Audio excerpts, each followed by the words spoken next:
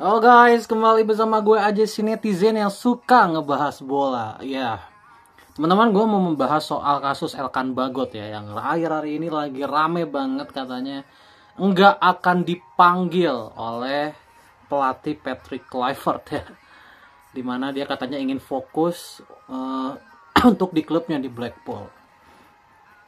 Oke, gini teman-teman, gue ingin melihat dari POV gue ya.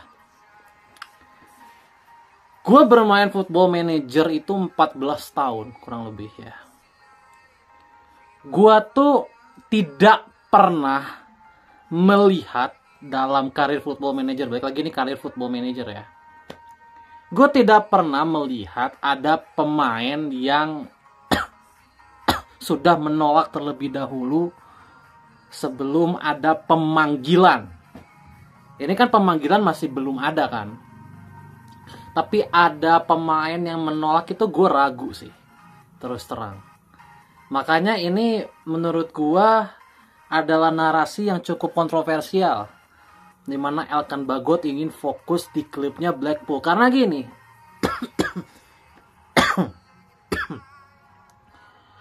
Pemanggilan ke timnas untuk FIFA Matchday itu sifatnya wajib dalam tanda kutip.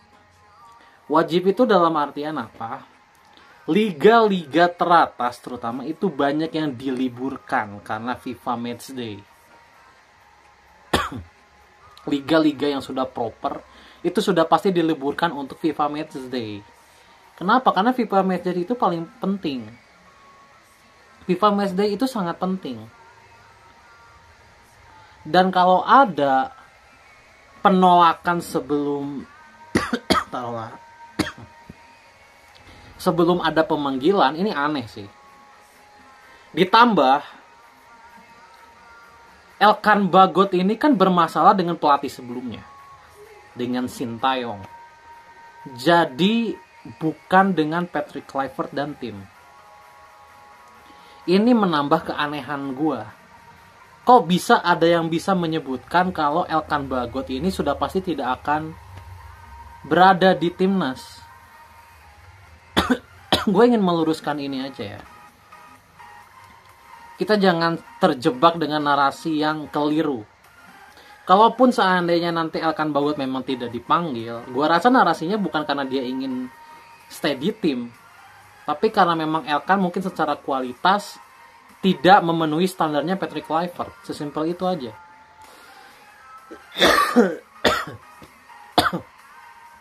Jadi jangan sampai membangun narasi yang salah menurut gue di sini. Ya. Gue memang apa ya? Memang pengalaman gue di game ya. Tidak di faktualnya. Tapi gue juga mengikuti sepak bola real. Memang terjadi beberapa kasus di mana pemain itu menolak untuk dipanggil.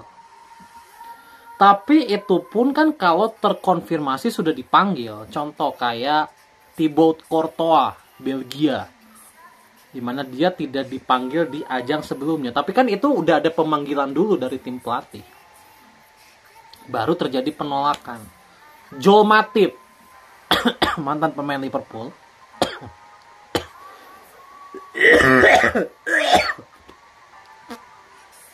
dia juga pernah menolak pemanggilan dari negaranya.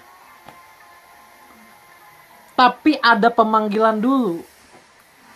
Ini pemanggilan belum ada, kok bisa terbangun narasi kalau Elkan Bagot sudah menolak. Ini gue nggak tahu dari mana ya. Karena sepengetahuan gue, kayak federasi nggak akan berbicara soal itu deh. Mustahil federasi berbicara soal dapur seperti itu. Itu kan dapur ya. Dan itu juga dapurnya dapur pelatih. Itu dapurnya dapur pelatih. Jadi gue sangat heran, kok bisa ada narasi terbangun seperti ini. Gue tahu ini narasi terbangun dari siapa. Sekali lagi, kita sebagai netizen bola, lagi gue adalah netizen yang suka bahas bola. Gue ini netizen. Kita sebagai netizen juga harus pinter-pinter melihat isu, guys.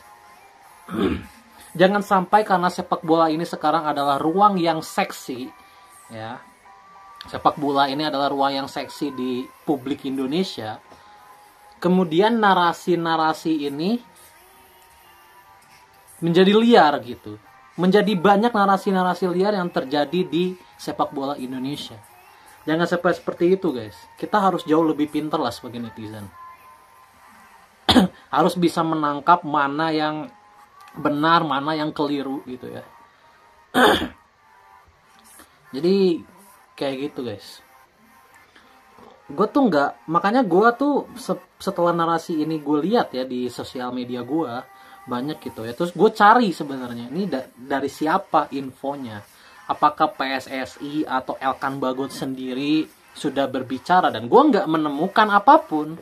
Gue nggak menemukan dari Patrick Kluivert atau tim pelatih atau dari Elkan Bagotnya sendiri. Nggak ada dimanapun.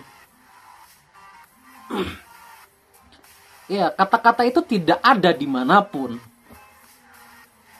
Ini dari siapa? Akhirnya gue menemukan dari YouTube salah satu pengamat. Dan gue nggak ngerti ini pengamat dapat dari mana info ini. Jadi sekali lagi soal narasi Elkan Bagot ya, kita jangan sampai terbuai lah sehingga menjadi dinamika di pernetizenan Indonesia. Jangan sampai gitu ya. Jangan sampai ini membuat kita menjadi terbelah gitu. Kayak gitu. Jadi itu soal Elkan Bagot. Karena nggak ada, baik lagi nggak ada statement dari kedua belah pihak, baik dari pihak coach ya Patrick Kluivert ataupun dari pihak Elkan Bagot. Ini pengamat ini dia berbicara langsung dengan Elkan Bagot. Elkan Bagotnya sendiri tidak memberikan statement apapun. Tim pelatih juga tidak memberikan statement apapun. Kan tim pelatih cuma berbicara kalau dia akan memprioritaskan pemain-pemain yang jam terbangnya bagus di klubnya, yang saat formnya lagi bagus di klubnya, kan gitu. Kan gak ada pernyataan lain selain itu kan, gitu. Dan kita pun kan di sini cuma berasumsi, ibaratnya pemain-pemain yang diandalkan berdasarkan opininya, berdasarkan pernyataan dari Kluivert, kan gitu kan. Tapi kalau sampai terbangun narasi ini yang nggak boleh, guys. Kayak gitu.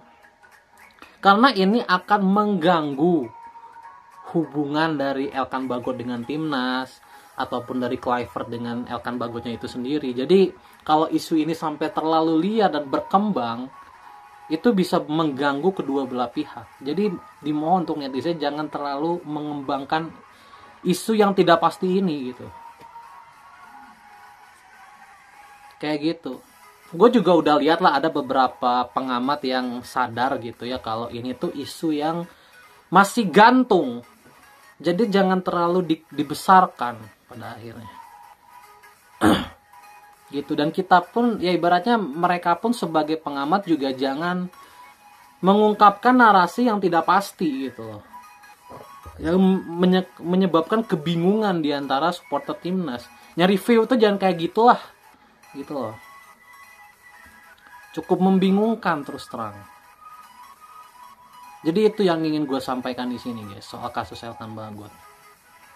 Jadi sekali lagi untuk kasus Elkan Bagot, meskipun gue memang tahu soal ini dari game ya ibaratnya, ya kan gue nggak tahu aslinya. Tapi kan game ini adalah representatif, seenggaknya 60-70% benar gitu caranya sama. Dan gue tuh nggak pernah sekali lagi melihat penolakan sebelum pemanggilan pemain. Itu gue belum pernah terjadi lah. Dan gue nggak pernah lihat juga di realnya, di sepak bola realnya gue belum pernah lihat juga. Jadi gitu guys, memahami kasus dari Elkan Bagot yang menjadi pro kontra di publik sepak bola Indonesia. Bye.